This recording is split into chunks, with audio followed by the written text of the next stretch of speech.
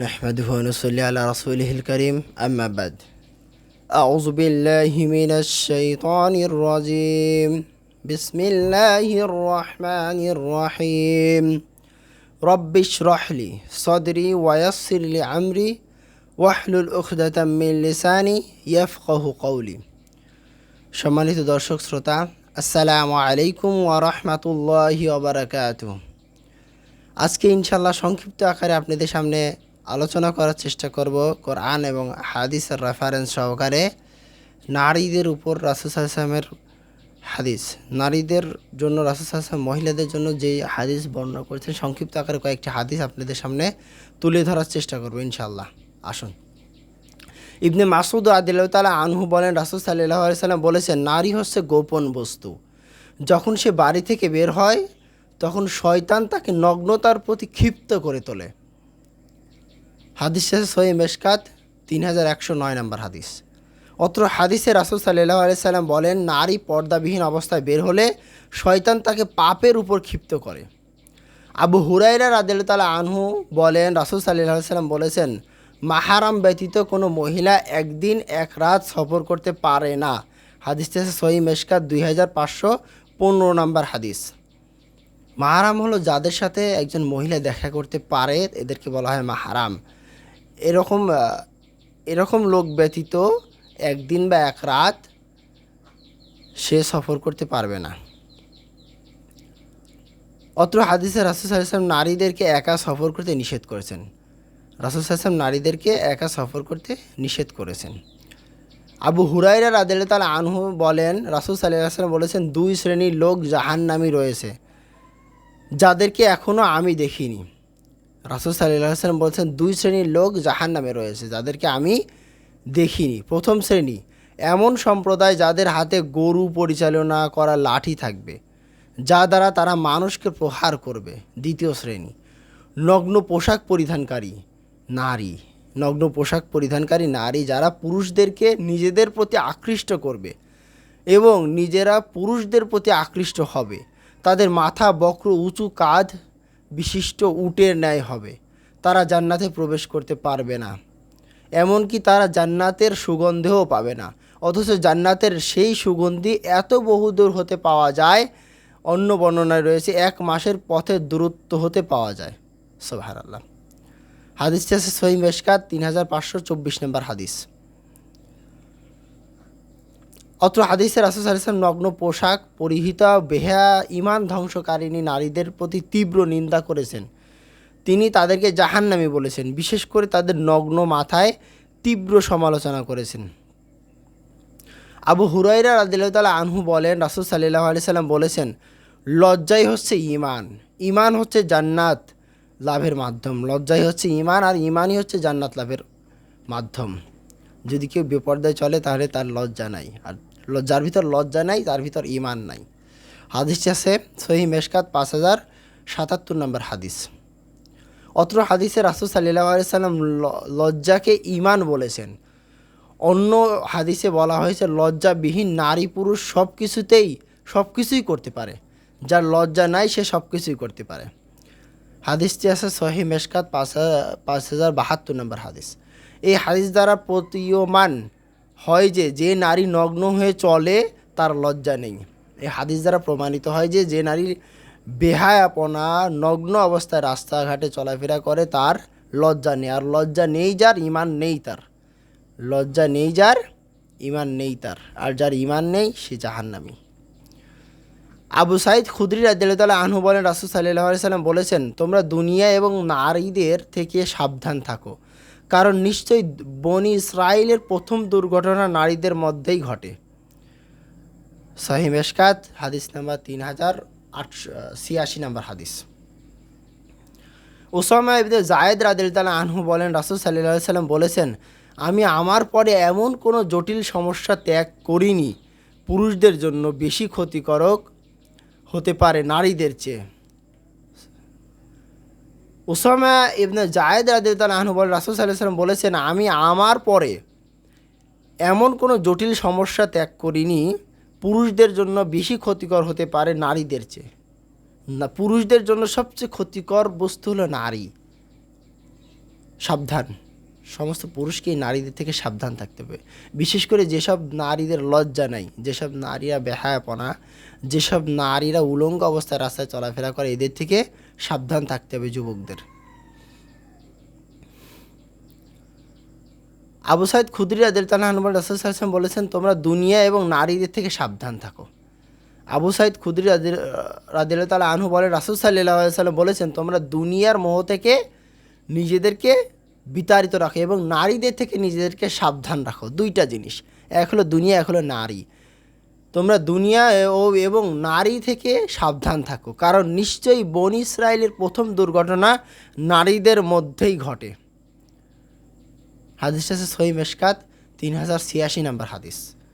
Osama ইবনে জায়েদ রাদিয়াল্লাহু আনহু বলেন, রাসূল সাল্লাল্লাহু আলাইহি সাল্লাম বলেছেন, আমি আমার পরে এমন কোনো জটিল সমস্যা ত্যাগ করিনি পুরুষদের জন্য বেশি ক্ষতিকারক হতে পারে নারীদের চেয়ে। উকবা ইবনে আমার রাদিয়াল্লাহু আনহু বলেন, রাসূল সাল্লাল্লাহু আলাইহি সাল্লাম বলেছেন, তোমরা নারীদের নিকট যাওয়া থেকে সাবধান থাকো। একজন সাহাবী বললেন, হে আল্লাহর রাসূল, দেবর সম্পর্কে কি বলছেন? রাসূল সাল্লাল্লাহু আলাইহি সাল্লাম বললেন, দেবর মরণ সমতুল্য। দেবরকে মরণ সমতুল্য, মৃত্যু সমতুল্য উল্লেখ করেছেন রাসূল সাল্লাল্লাহু আলাইহি সাল্লাম। হাদিসটি আছে মিশকাত 3102 নম্বর হাদিস। সাবধান, নারীরা দেবর থেকে সাবধান থাকবেন। অত্র হাদিসে রাসূল সাল্লাল্লাহু আলাইহি সাল্লাম পুরুষদেরকে নারী থেকে সাবধান থাকতে বলেছেন, আর ভাবিদেরকে দেবর থেকে সতর্ক থাকতে বলেছেন। সাবধান সকল ভাবিদের বলছি, আপনারা দেবর থেকে সাবধান থাকবেন।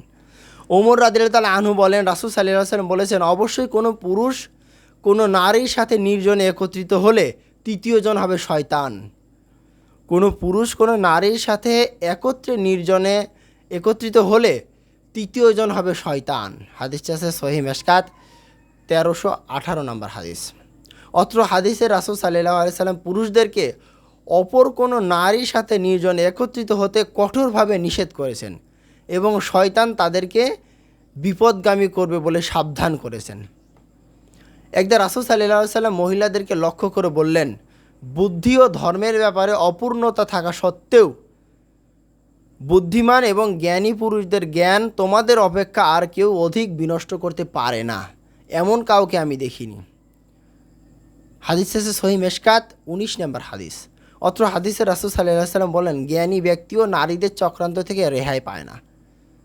আল্লাহ রাসূল সাল্লাল্লাহু আলাইহি সাল্লাম বলছেন যে জ্ঞানী ব্যক্তিও নারীদের চক্রান্ত থেকে রেহাই পায় না। নিশ্চয়ই শয়তানের জাল বড়ই দুর্বল, কিন্তু নারীদের চাল বড় কঠিন। সাবধান, মুমিন বান্দাদেরকে নারীদের থেকে সাবধান থাকতে হবে। নারীদের চক্রান্ত অত্যন্ত শক্তিশালী। আল্লাহ তাআলা বলেন, নিশ্চয়ই তোমাদের নারীদের চক্রান্ত শক্তিশালী। সূরা ইউসুফ 28 নম্বর আয়াত। সূরা ইউসুফের 28 নম্বর আয়াত আল্লাহ তাআলা বলছেন, নারীদের চক্রান্ত শক্তিশালী। নারীদের চক্রান্ত কি? শক্তিশালী। আল্লাহ তাআলা অন্যত্র বলেন, নিঃসন্দেহে শয়তানের ষড়যন্ত্র অত্যন্ত দুর্বল। সূরা আনিসা আয়াত নম্বর 76। নিঃসন্দেহে শয়তানের ষড়যন্ত্র অত্যন্ত দুর্বল। শয়তানের ষড়যন্ত্র কি? অত্যন্ত দুর্বল। সূরা আনিসা 76 নম্বর আয়াত আল্লাহ তাআলা বলতেছেন। আবু হুরায়রা রাদিয়াল্লাহু আনহু বলেন, রাসূল সাল্লাল্লাহু আলাইহি সাল্লাম সেই পুরুষের উপর অভিশাপ করেছেন যে মহিলার পোশাক পরিধান করে, এবং সেই মহিলার উপর অভিশাপ করেছেন যে পুরুষের পোশাক পরিধান করে। হাদিসটি আছে সহিহ মিশকাত 4469 নম্বর হাদিস। রাসূল সাল্লাল্লাহু আলাইহি ওয়াসাল্লাম নিজে অভিশাপ করেছেন সেই পুরুষদের উপর যারা মহিলাদের পোশাক পরিধান করে, এবং সেই নারীদের উপর যারা পুরুষের পোশাক পরিধান করে প্রকাশ্যে আসে। ইবনে আব্বাস রাদিয়াল্লাহু আনহু বলেন, নবী সাল্লাল্লাহু আলাইহি ওয়াসাল্লাম হিজরার বেশ ধারণকারী পুরুষের উপর অভিশাপ করেছেন এবং পুরুষের বেশ ধারণকারী নারীর উপর অভিশাপ করেছেন। হাদিস আছে সহিহ মিশকাত 4428 নম্বর হাদিস। ইবনে ওমর রাদিয়াল্লাহু আনহু বলেন, নবী সাল্লাল্লাহু আলাইহি ওয়াসাল্লাম হিজরার বেশ ধারণকারী পুরুষের উপর অভিশাপ করেছেন এবং পুরুষের বেশ ধারণকারী নারীর উপর অভিশাপ করেছেন। ইবনে ওমর রাদিয়াল্লাহু আনহু বলেন, রাসূল সাল্লাল্লাহু আলাইহি ওয়াসাল্লাম বলেছেন, 3 শ্রেণীর লোক জান্নাতে যাবে না। রাসূল সাল্লাল্লাহু আলাইহি ওয়াসাল্লাম বলেছেন 3 শ্রেণীর লোক জান্নাতে যাবে না। 1 নাম্বার, পিতা মাতার অবাধ্য সন্তান, যে পিতা মাতার অবাধ্য সন্তান সে জান্নাতে যাবে না। বাড়িতে বেহায়াপনার সুযোগ প্রদানকারী, বাড়িতে বেহায়াপনার সুযোগ প্রদানকারী জান্নাতে যাবে না। যে বাড়ির কর্তা তার দায়িত্ব তার বাড়িকে পর্দাহীন বা পর্দায় রাখা, সে যদি তার বাড়িতে পর্দার ব্যবস্থা না করে তাহলে সে জাহান্নামে যাবে। বাড়িতে বেহায়াপনার সুযোগ প্রদানকারী জাহান্নামে যাবে। 3 নাম্বার, পুরুষের বেশ ধারণকারী নারী, যেসব নারী পুরুষের বেশ ধারণ করে তারা জান্নাতে যাবে না। হাদিসটি আছে সহিহ তারগিব 2070 নম্বর হাদিস। আবু মুলায়কা রাদিয়াল্লাহু তাআলা আনহু বলেন, একদা আয়েশা রাদিয়াল্লাহু তাআলা আনহুকে বলা হলো, আয়েশা রাদিয়াল্লাহু তাআলা আনহাকে বলা হলো একটি মেয়ে পুরুষের জুতা পরে। তখন আয়েশা রাদিয়াল্লাহু তাআলা আনহু বললেন, রাসূল সাল্লাল্লাহু আলাইহি সাল্লাম পুরুষের বেশধারী নারীর প্রতি অভিশাপ করেছেন। রাসূল সাল্লাল্লাহু আলাইহি ওয়াসাল্লাম পুরুষের বেশধারী নারীর প্রতি অভিশাপ করেছেন। হাদিসটি আছে সহিহ মিশকাত 4470 নম্বর হাদিস। হাদিস সমূহ দ্বারা প্রমাণিত হলো যে যেসব পোশাক পুরুষের পোশাক বলে পরিচিত সেই সব পোশাক নারীরা পরিধান করলে তাদের উপর আল্লাহর অভিশাপ হবে। উল্লেখ্য, নারীদের মাথায় চুল ছোট করা পুরুষের বেশ ধারণ করার অন্তর্ভুক্ত। সম্মানিত দর্শক, ইনশাল্লাহ আমরা চেষ্টা করব নারীদের সকল ফিতনা, সকল শয়তানি জাল থেকে নিজেদেরকে হেফাজত করব। যেখানে একাকী নারী থাকবে সেখানে ইনশাল্লাহ প্রবেশ করব না, এবং নারীদের থেকে সর্বদা সাবধান থাকব, ভাবিদের থেকে সর্বদা সাবধান থাকব। রাসূল সাল্লাল্লাহু আলাইহি ওয়াসাল্লাম এবার কঠোর নির্দেশ দিয়েছেন। আসুন চেষ্টা করি সবসময় নিজেদেরকে লজ্জাশীল করে তোলার। নারীদের প্রতি আমার আহ্বান থাকবে যে আপনারা নিজেদেরকে পর্দায় রাখেন। আপনারা, আল্লাহ রাসূল সাল্লাল্লাহু আলাইহি ওয়াসাল্লাম বলছেন, আপনারা দুনিয়ার সবচেয়ে দামি বস্তু।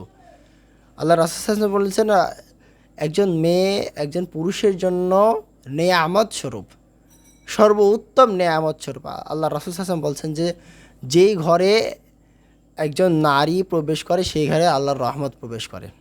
এবং রাসূল সাল্লাল্লাহু আলাইহি ওয়াসাল্লাম আরও বলছেন যে যেই ঘরে নারী নিয়মিতভাবে পরিচর্যা করে সেই ঘর আল্লাহর রহমতে পরিবেষ্টিত হয়ে থাকে। আসুন আমরা চেষ্টা করি আল্লাহর রহমত থেকে নিরাশ না হই, এবং আল্লাহ রাসূল সাল্লাল্লাহু আলাইহি ওয়াসাল্লাম যেভাবে আমাদেরকে চলতে বলেছেন সেভাবে চলার চেষ্টা করি, নিজেদেরকে পর্দায় রাখার চেষ্টা করি। আজকের মতো এখানেই শেষ করছি। সুবহানাকা আল্লাহুম্মা ওয়া বিহামদিকা আশহাদু আল্লা ইলাহা ইল্লা আনতা আস্তাগফিরুকা ওয়া আতুবু ইলাইক। আসসালামু আলাইকুম ওয়া রাহমাতুল্লাহি ওয়া বারাকাতুহু।